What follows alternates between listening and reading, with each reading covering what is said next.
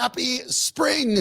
It is spring, which means there was spring football here on the SCO Show talking about it. I'm Sean Drotar. That is Chase Howell. Danny Bailey will join us as well, not only our producer of the program, but part of the broadcast family right here, especially on the SCO Show. And Chase joining us from Florida this week, of course, following the spring game up at Folsom Field. About more than 20,000 people in attendance. Turned out to be a beautiful day for spring football, even though there was snow dusting the Flatirons. It made it look absolutely spectacular over on ESPN2, where they were broadcasting the black and gold game / scrimmage / practice. You kind of call it more than a few things at once, Chase, but obviously it is something that people take a lot of look forward to see so many of the new players now, especially under Deion Sanders and the transfer portal. Feels like a whole new team every single year. And of course, for the Buffs, a big year. No more Shedeur Sanders, no more Travis Hunter. Those names are now up on the side of the stadium where the jerseys were retired.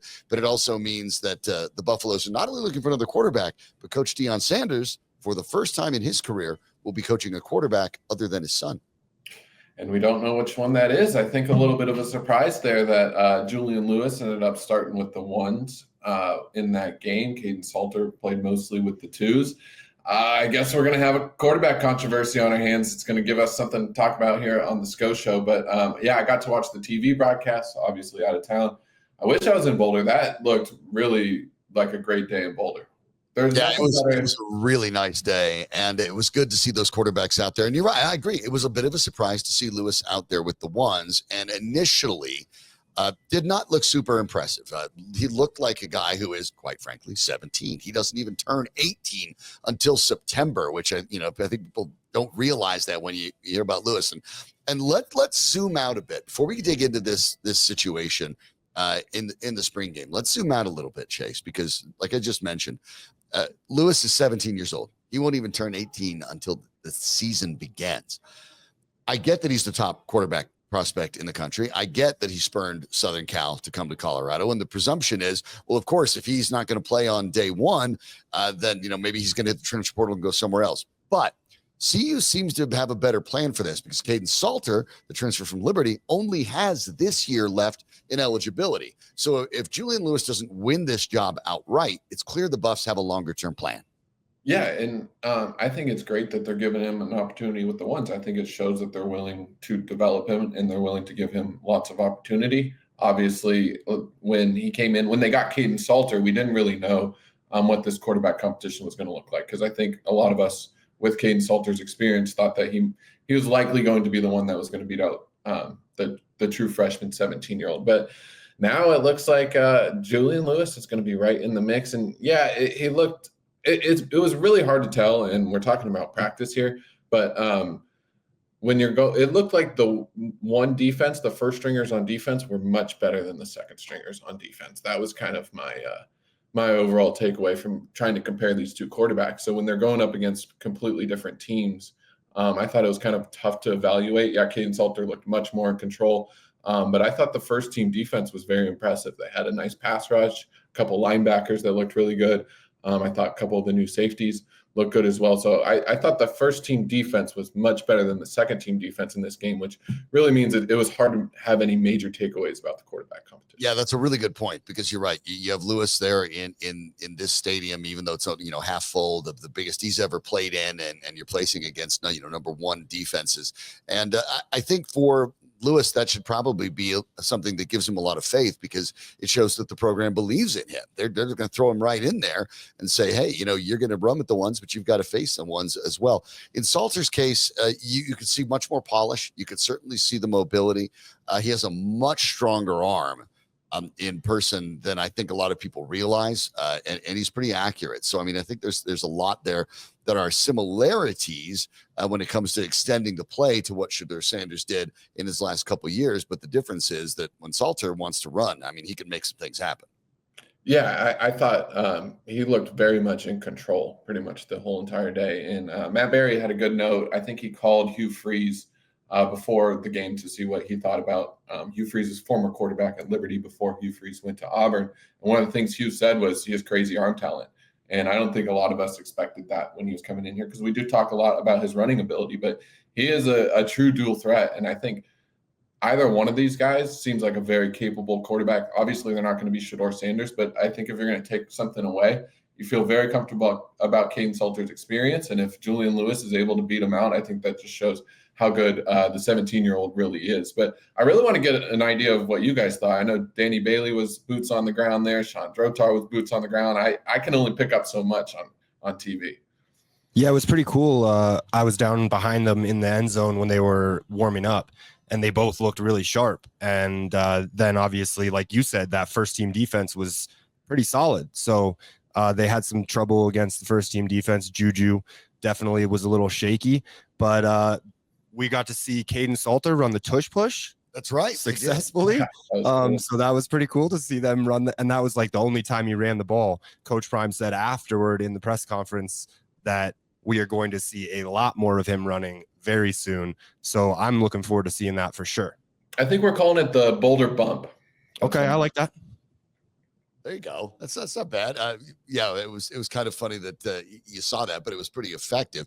And it was interesting in that too. You know, Danny and I talked about this after the game. We were up there in Boulder. That it was kind of remarkable that first team defense. If you were a running back, you were getting clobbered, and if you were a receiver or a tight end, it wasn't even. It was like one hand touch. It was kind of like I was within a yard and I made an effort to swat at you. We're going to call that a tackle and be good. Mm-hmm. And obviously, it is a scrimmage. It is a practice. You don't want to be hurting your own guys in April, but that's also part of why it can be difficult to take away a lot of these things. The things that you can really take away from these that are pure is things like the punters, the field goal kickers, and there will be something perhaps of a competition there as well. Mata is back, Stojanovic is back, but then Buck Buchanan, their kickoff specialist, also got a couple cracks at 60. Now he is definitely their kickoff specialist. He's not there because of accuracy, because he's got a leg, but it does appear that the Buffaloes have a little more incentive in understanding. Great, Alejandro Amata is good from 40 and in, but you're playing in Boulder. You need to be able to bombs away when you got on the other side of the 50. You need to be able to finish that drive by taking a crack at 3. Those you can get a better read. But let's turn our attention a little bit to the running backs, and there it looks to be pretty thin to me, guys. And Danny, I'd love to hear what you think too. Dallin Hayden was clearly the top dog there, but they were having a tough time trying to find anybody else who was getting any traction. Christian Sarum got the most of the run with the 2 and had moments. But at the moment, at least, I looked at that running game, and there was a part of me, I was taking notes, and I wrote down a couple concerns. I mean, it's right here. Hayden and not much. May need transfers. Definitely, it looks like they're going to be hitting the portal hard. I believe they're going after Javion Thomas right now of Cal. I think he's on a visit midweek here, so it seems like that's the one that they targeted. He averaged over 6 yards per carry for Cal last year as their starting running back. But Brandon Hood showed a few flashes. I know he's still young. He's a freshman that they might have to rely on a little bit. I thought it was good to see a healthy Dallin Hayden. I think you can see he had a little bit more burst. Was able to cut off his ankle a little bit better. So it seemed like he's a lot healthier than he was late in the season last year, which is a good sign. But yeah, that seems like one of the biggest targets that they're going to have in the transfer portal, especially after losing Isaiah Augusto. So it looks like they're already going after one guy, but I wouldn't be surprised if they bring in a couple running backs. It did seem like Dallin Hayden was definitely feeling a little more himself, a little more comfortable. And that running game is going to open up a lot more when they actually let Kaidon Salter run the ball as well. I think that most of the defense knew we don't have to worry about Kaidon running it. There's no option threat here. So they could just kind of zero in. If it's a run play, they know the running back's going to have it. But it was also good to see they kept running the ball, even though they weren't necessarily getting a lot of yards, which is something that I've never had a ton of faith in Pat Shurmur for. But running the ball and then the use of the tight ends was big too.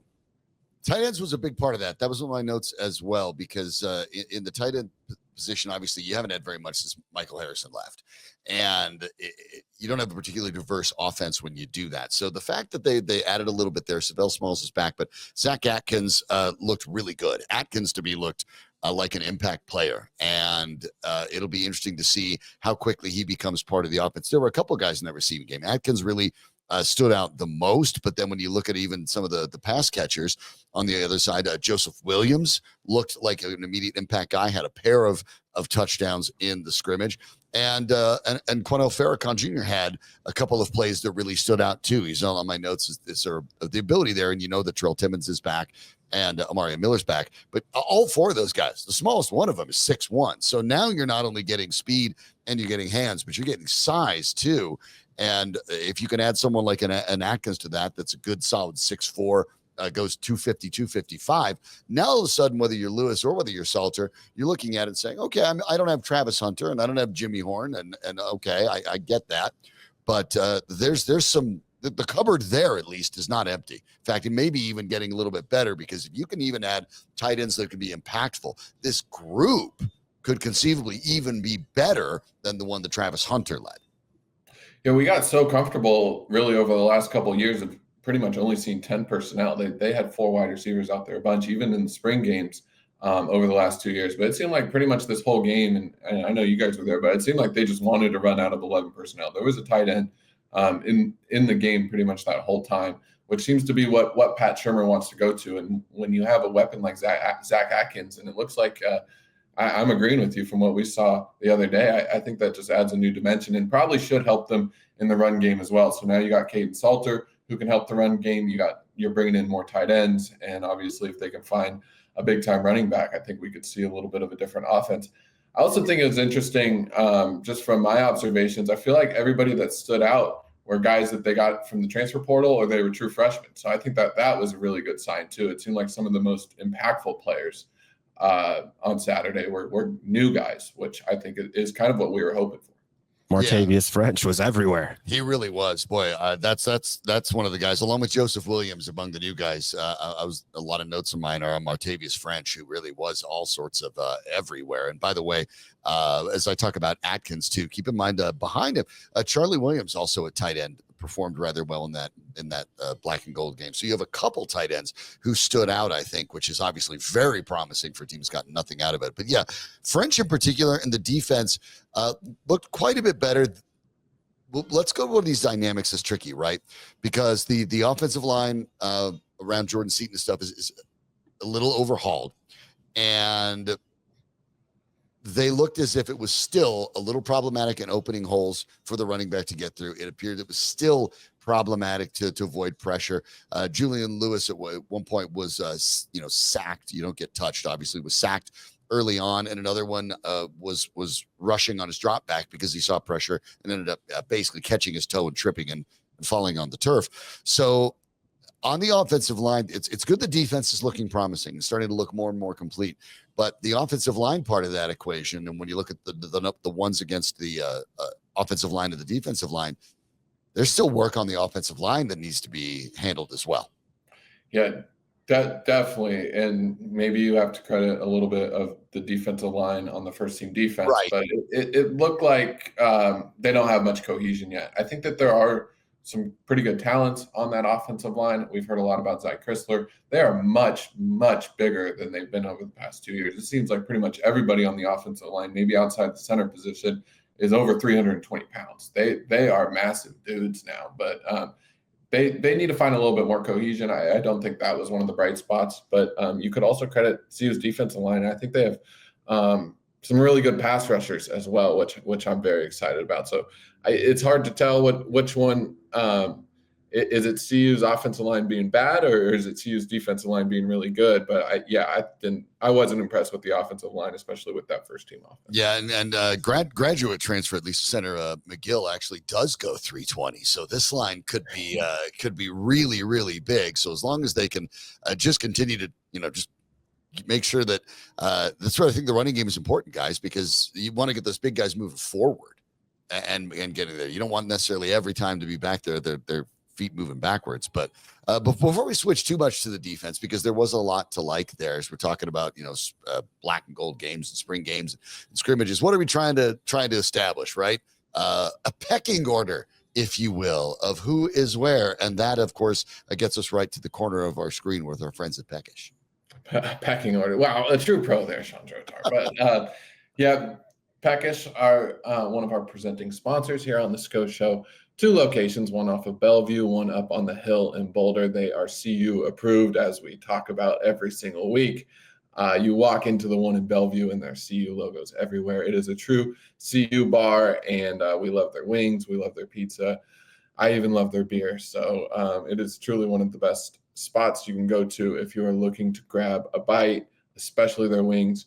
I know Danny has a few favorites that he loves to talk about, but yeah, we're going to get back there soon. We love doing our shows from there. We love hanging out there, and we just love Peckish on the show. But you can't do that. Well, now Danny has to share, which, I mean, you can't do that. Danny, tell us your favorites. I always have to tell mine. Come on, man. Well, I usually just ask our buddy Ian what he would recommend, because the staff always has the best picks, and the staff sometimes will give you something a little special off the menu. But I know I really like that Voodoo Heat because it's got like the wet and the dry rub. And then which one? The garlic, the hot buff garlic and buff honey garlic. And the depending hot on if you want it hot or if you like it sweet. But both of them. You can't miss. You really can't miss at Peckish. Yeah. Okay. Well, see, I mean, you got to give people. You can't do that. Come on, guys. You got to let people know that you're already thinking about being hungry, so you got to help out with a little. The best pizza is the meatball madness. We talk about that. Okay. Yeah. Boy. Yes. Okay. Gosh. Now I got to focus on the rest of the show. All I want to do is house a bunch of pizza and wings. Well, thanks a lot. We are talking about the defensive side of it. Let's go from the back to the front because we talked about French, who really was I would argue as much attention as the quarterbacks got. By the end of that black and gold game, the name that was on a lot of people's lips was, wow, who's French? Yeah, we talked a lot going into spring ball about these 2 new linebackers. Reggie Hughes seemed to be the big name, a little bit more productive last year, but Martavius French seemed to be all over the field. So it seems like they got 2 solid, experienced guys at the linebacker position. I was really impressed with Tawfiq Byard. We didn't hear too much about him throughout spring ball, but he showed up on Saturday. I thought he was flying around making plays. There's a true freshman out there. TJ Branch is what they're calling him on ESPN. I knew him as a recruit as Antonio Branch, but TJ Branch had the interception. He also made a lot of plays in the backfield. So I was impressed with those 2 guys. You guys were there, boots on the ground. So I want to know who you thought were impressive on defense. Well, another one of the names that Sean and I were talking about afterward was the younger brother of Kaidon Salter, yes. Kylan Salter. Yeah. He was making plays all day long as well at linebacker. So they definitely beefed up that linebacking core, and we know how much we were going to miss the guys that left from last year in Nakai Hill-Green and Levanta Bentley. Right. So it's going to be a very strong linebacking core. The thing that hurt me to see, because he's a friend of the show, is DJ McKinney was getting called for a lot of PI, and I know it's just practice, and maybe they're trying to make it a little harder for him. But also that's those receivers trying to create space, and DJ maybe grabbing a little too much jersey. Yeah, I mean, I think that's probably the good side, because we know what DJ McKinney can do. He was tagged with at least 2 pass interferences. One was in the end zone, and he maybe wasn't out and out beat both times, but he didn't have position, and so he did clutch and grab.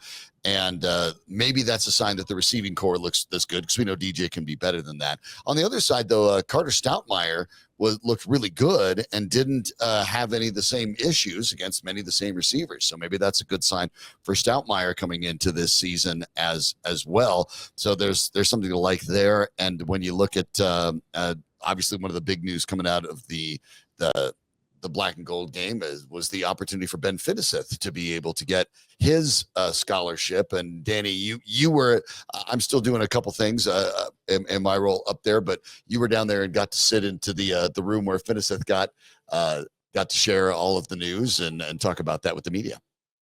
Yeah, it was pretty cool to hear from him. I didn't think we were going to hear from any players, and a lot of the media didn't as well, because we had Coach Prime, of course. And then a lot of people got up to leave right as the 2 quarterbacks were coming into the room. And so we had to all file back in because you wanted to hear from Juju and Kaidon. But then we also got Jordan Seaton, and we got to hear from Ben Finnesseth as well. And he was still in full pads. So I don't know if he was just soaking it all in, or if he had been too busy talking to everybody and chopping it up in the locker room to change out of everything yet.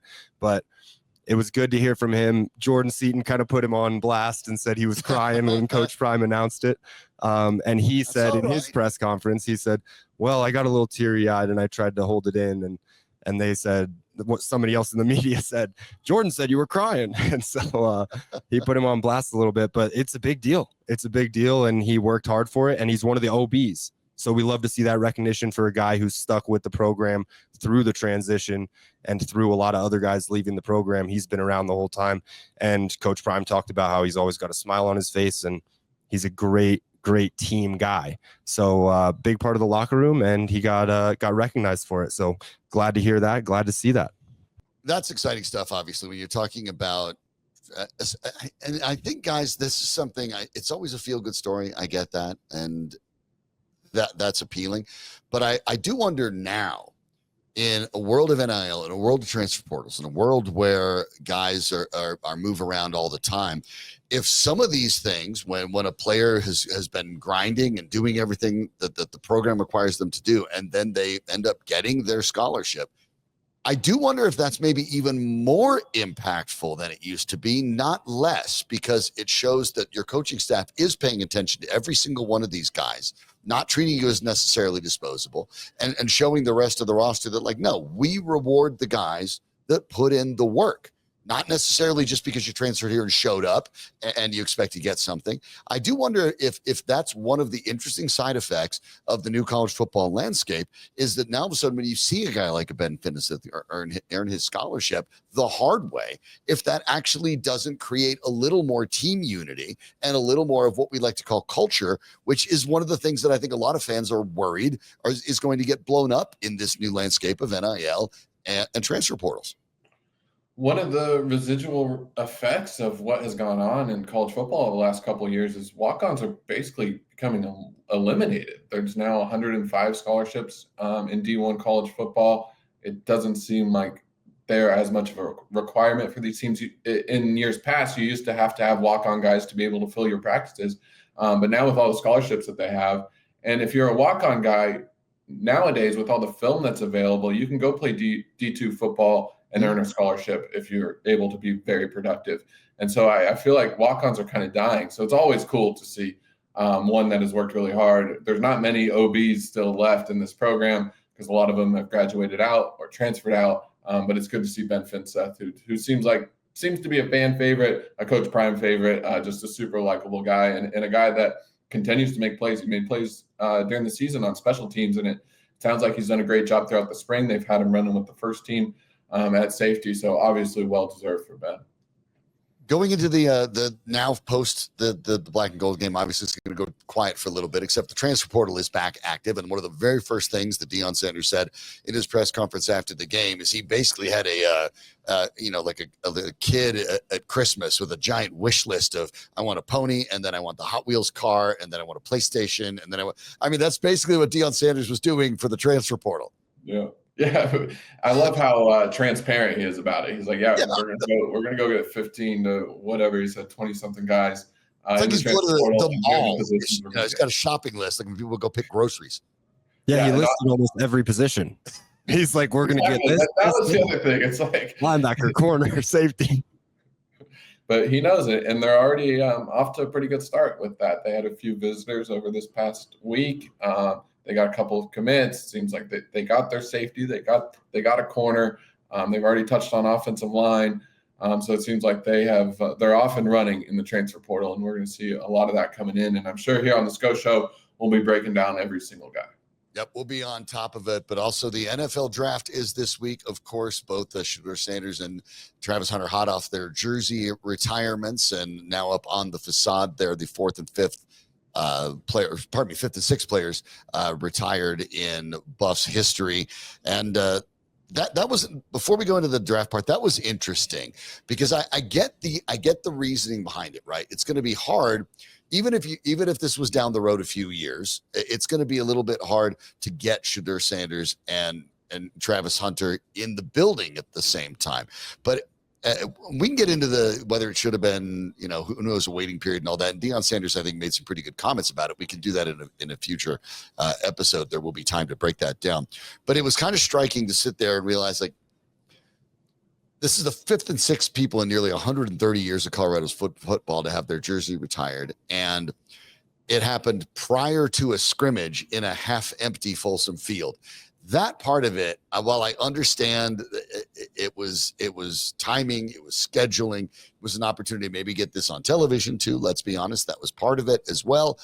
But it felt flat when it feels like at some future point, whether it was 5 years from now, 10 years from now, Travis Hunter should have walked into the Folsom Field, onto the field there with 50,000 people screaming their lungs out. And it feels like that opportunity got missed. Yeah. I guess the main point of that is they wanted to do them together. They wanted to do it as a duo, because you're right. They're going to go to different teams. They're going to have different bye weeks. I don't know. Maybe you get lucky and they both have the same bye week, but it would be a very rare occasion if you were going to do it during the season. But yeah, I think both of them kind of deserve their own moment too. I think it would have been nice to be able to have a Travis Hunter night and then a Shedeur Sanders night, a couple of weeks later when they had their bye weeks. Yeah, I don't know. I wasn't there for the celebration, so I didn't see it. They showed a little bit of it on TV, but not too much. So I don't know how it was taken in, but I agree with you. I think 50,000 people under the lights I think it would have been a better moment. Yeah, I do too. Danny, what do you think about that? Obviously, it happened so quickly prior to the black and gold game. I think there might have been some fans that weren't realizing it even had happened until it was halfway through.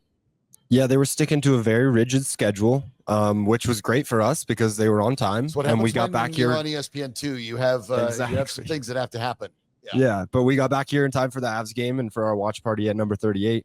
But yeah, it was a little strange. And since it was ESPN2, when they were talking, like when Holly Rowe was talking to him and stuff, it was not through the stadium sound. So I think a lot of fans kind of might have missed it if they were wrapped up in other things or if they were just enjoying the beautiful day, because it was finally a beautiful day in Boulder for a Coach Prime spring game. So that is possible, which is good to know.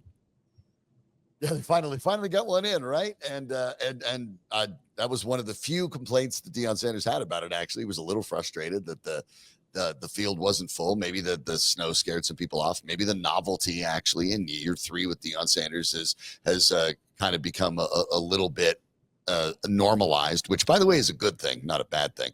And also, you know what, guys?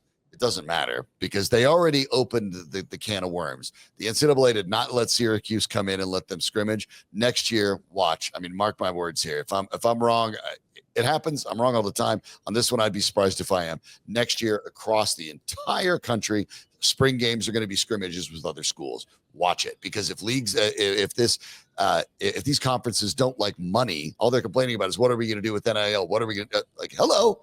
It's right there. Coach Prime just gave you the plan. Let's just find a way to make that happen.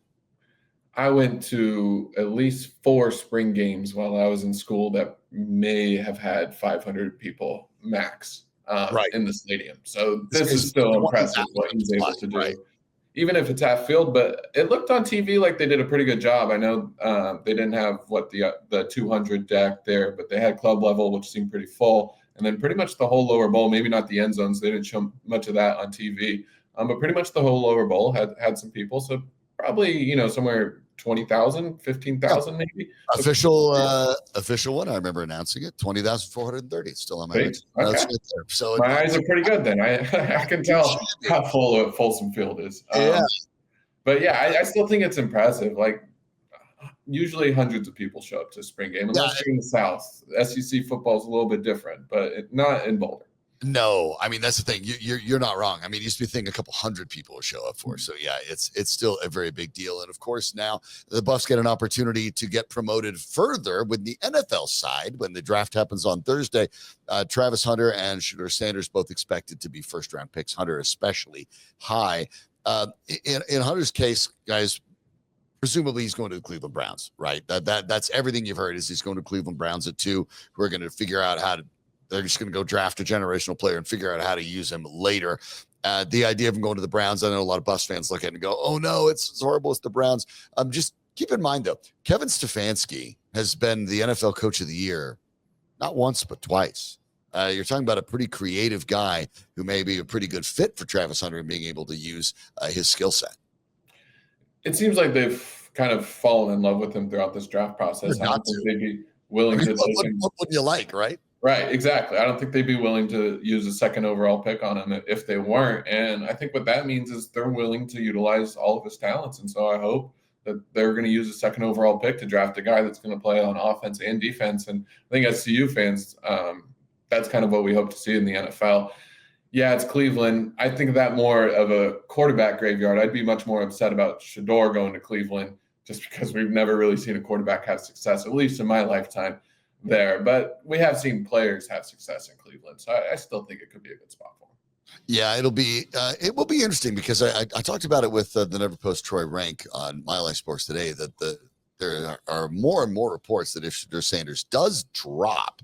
Now, what that drop means, we'll discuss in a moment. But if you were to drop into somehow the second half of the first round, the Cleveland Browns apparently are intrigued enough to maybe trade back in and scoop Shedeur Sanders up too, which would then be kind of maybe the news of the draft if that were to happen. And then they can have a retirement ceremony next year during the Browns bye week. I love it. There you go. You could do it again. They'd have the same bye week. That's one of the options. But in Hunter's case, look, if he doesn't go 2 to the Browns, he's going number 4 to the Giants. They'll pair him with Malik Neighbors and do what they can to try to help that team going forward. It's not a lot of drama as to where Travis Hunter is going. The answer is high, very high in the draft. Shedeur Sanders is the one that seems to have the most drama about him. And some of this has to do with the sort of perception, I guess, that he's Deion's kid. He's got a swagger. I don't actually think that's it, guys. I really don't. I think some of the challenges with Shedeur are what I've talked about before. He plays a lot like Russell Wilson plays, right? He moves around, he rolls out to the right, he tries to extend the play, tries to go for a kill shot down the sideline. That worked for about 10 years for Russell Wilson, and then the league no longer works that way. As the depth of target gets shorter and shorter and shorter, the idea is getting guys in the closer spaces and intermediate spaces and letting them create. That's not generally what Shedeur Sanders has done at the collegiate level. We know about the accuracy. We know it's there. We also know when you're talking about the arm talent, it's more than good enough to be successful at the NFL level, but it's not one of those spectacular, explosive arms. If I'm going to be totally honest, Kaidon Salter in the black and gold game looked like he had a stronger arm than Shedeur Sanders had. That scares off some teams because they don't think they can run their entire playbook. I think more than anything else, the fact that he's not a runner, and maybe he doesn't have the throw it through a brick wall arm strength is what's probably giving some teams pause. Yeah, I think his ceiling might not be as high as some guys that have come into the draft, like a Josh Allen. But what we've seen in the NFL, and plenty of guys have made this point, is you have to be able to make a lot of throws, pretty much all the throws to be a good quarterback, which I think Shedeur can, maybe not with a ton of velocity at times. But what it's really about is accuracy, timing, and your ability to read defenses very quickly, which I think we've seen throughout his CU career. So those of us that have watched him the last 2 years, I think feel pretty good about his success in the NFL. And I'm kind of over all the debates and stuff. I'm really hoping that he does slide a little bit to maybe the back end of the top 10. I think places like New Orleans or Pittsburgh seem like really good fits to me.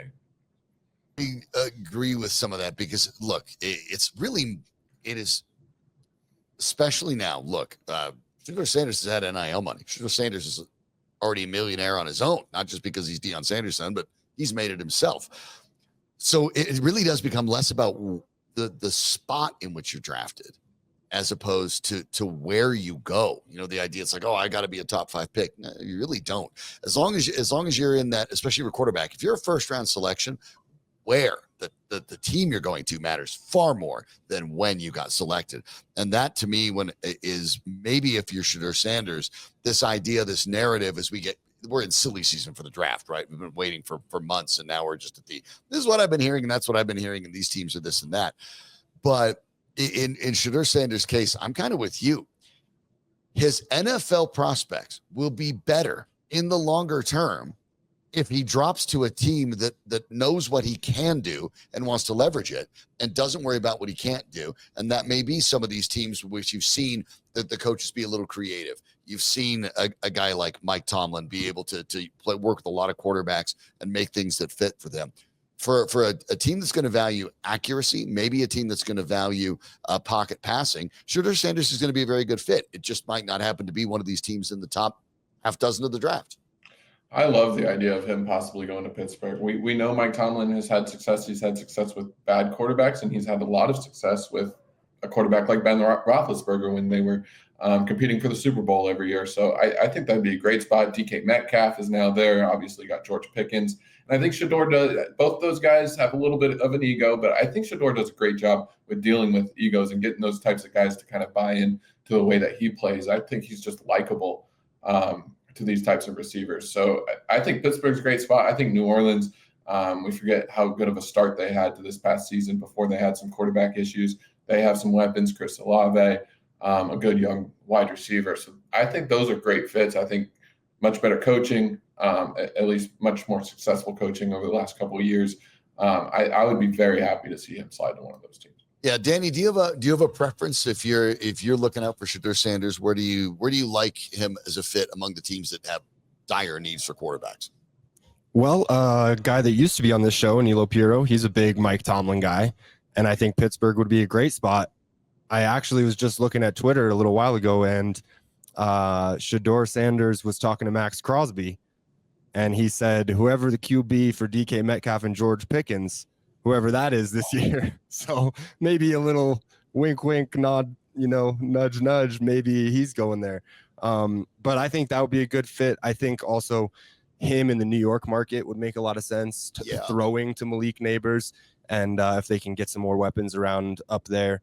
But I think he's built for the spotlight. And so, a city like Vegas will be good for him. Yep. And if he's already been talking to Max Crosby a bunch, then maybe Max is trying to get in the ear of the front office there in Vegas. Well, you don't have to get much into the front office because we know Tom Brady, now one of the part owners of the Raiders, has a long-standing relationship with Shedeur Sanders. The question is, do they value him at 6? And that's really the question, because we know the Raiders have a lot of needs because they've been bad, and now they're going to reinvent a little under Pete Carroll, trying to get them right. But we talked about the idea of maybe Cleveland trading back in to the first round if he drops past New Orleans. I could see the Raiders do that as well and try to maybe grab an Ashton Genty and a Shedeur Sanders and see if you could turn things around quickly, because obviously with the new deal that they gave to Geno Smith, bringing him over from Seattle, if you actually look at the contract that is part of that, they could move on from Geno Smith after a year with a relatively minimum impact. And so there was a lot of noise that I had heard from the Raiders camp that they had been interested in Shedeur Sanders for a while, and that interest had been mutual. And it probably hasn't gone away at this point, though maybe adding Pete Carroll changes things a bit. But Tom Brady is there, and we know about Brady. But yeah, there are a couple teams that could move back in. In this case, it's just the idea of a slide, because if it's not the Giants, if it's not the Saints, for a large span of time, there are teams that just don't need a quarterback that are going to spend a first rounder on it. But if you were to drop to say that Pittsburgh area 21 pick, guess who they pick right after? The Denver Broncos would love that, and maybe an opportunity for them to trade either back in the draft to facilitate one of these teams coming up and then being able to get what they wanted and maybe scoop a couple picks in the process. So the Broncos could benefit from a Shedeur Sanders drop as well. But the idea in that case, guys, let's say something like the Raiders and Shedeur Sanders sits for a year. Is that a waste, or is that not necessarily the worst outcome?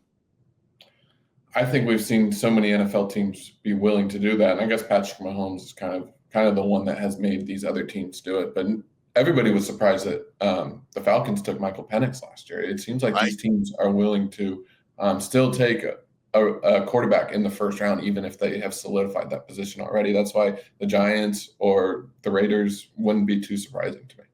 Yeah, and I think we're going to see a similar thing up in Boulder with Juju and with Kaidon Salter, where, Juju's a very high-profile recruit. He's obviously very talented, but it probably would benefit him to sit behind a guy who has a ton of experience and kind of can show him the way. Yeah, that to me about this quarterback competition, to kind of bring it all full circle, guys, that's the most fascinating part, because this assumption is that, if Juju Lewis doesn't win the job right off the bat, well, he might transfer out, which is, it's a possibility, I suppose. But the idea, I think, of what Deion Sanders, and we've talked about this before on this program, has brought to CU is not, we're going to go competing for national championships. We've got Ohio State in the crosshairs. That's not what they're doing. And it's never even been what Deion Sanders has been saying. He's like, hey, do you want to play on Sundays? That's what we do here. We're going to get you in a position where you play on Sundays. And this week we're going to send Travis Hunter and Shedeur Sanders there in the first round. If Juju Lewis, I think, is taking a step back and being smart about this and say, hey, you know what? I'm 17. If I come back, and he's not going to get redshirted. Don't worry about that, because everyone knows that even the Buffs know he wouldn't be here for 4 years anyway if he's half the quarterback they think he's going to be. So if you're Lewis and you look at it and Kaidon Salter looks like he's a little better than you or whatever, hey, you know what? That's okay. You weren't going to go to the pros after this year anyway. You can't. It's irrelevant. It doesn't work that way. You can't even enter the draft. So what does waiting a year, not taking the beating, learning behind Salter, and then being ready to step in a much more advanced state in the fall of 2026, that may actually accelerate his pro prospects, not hurt them. And if Juju Lewis is here in Boulder because he wants to go pro, it actually turns out that backing up Salter this year might even be the best outcome when we look at this 6-7 years in the future. Yeah. I mean, have you taken a look at 2026 NFL mock drafts? Who's one of the top quarterbacks? Arch Manning, and he's barely played any college football. That seemed to hurt him, and he has it.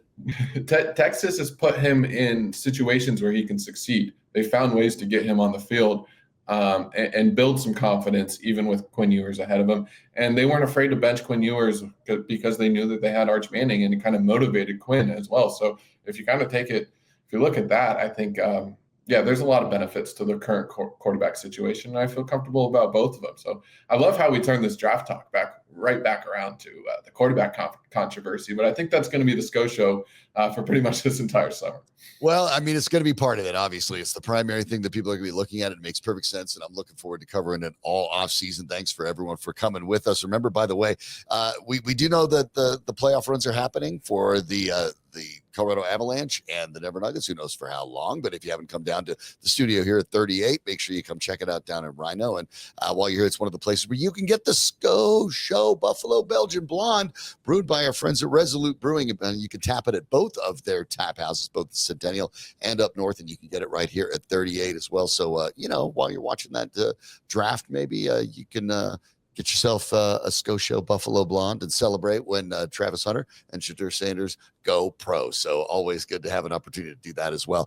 Chase, obviously you're out there in Florida in the Sunshine State doing your thing on the golf course. Appreciate the time having to watch it and pay attention from afar, and then come join Danny and I here. So thanks so much for joining us. And Danny, of course, not only producing and making it look good, doing double duty, stepping in and giving us the sideline reporter expertise there, sitting over there down at Folsom Field. So appreciate you both, and appreciate everyone who tuned in and caught the SCO Show, whether you're catching it at your convenience, however you do it, and we're enjoying that you're going to watch it. So thanks so much for doing so. We'll be back at it soon enough with, you know what? There will be more quarterback talk. I'm not going to lie. It's going to happen. In the meantime, make sure you check out our friends at Peckish as well. And that'll do it for us after a successful black and gold game. We'll see where Shedeur goes. We'll see where Travis goes. We'll see where a lot of the Buffs go. They're not going to be in the first round, but a lot of looks for a lot of the talented players for the Buffaloes in the last couple of years that are going to get their shot at the NFL. We'll get a chance to look at that next time. Until then, for Chase and for Danny, I'm Sean Drotar. This is the SCO Show on Mile High Sports. SCO Buffs. SCO Buffs.